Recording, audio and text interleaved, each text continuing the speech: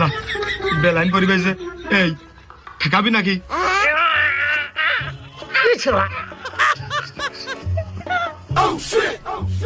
ঠেকাতে যে যাবো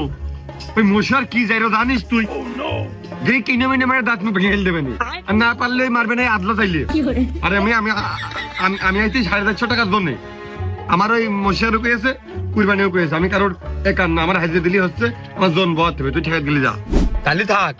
তুই না গেলে আমি আর অত বড় রিস্ক নিতে আসছি না খামাখা মায়ের খাওয়া মতো নেই ওকা দুটোরে কি করে হাত চলতেছে দেখ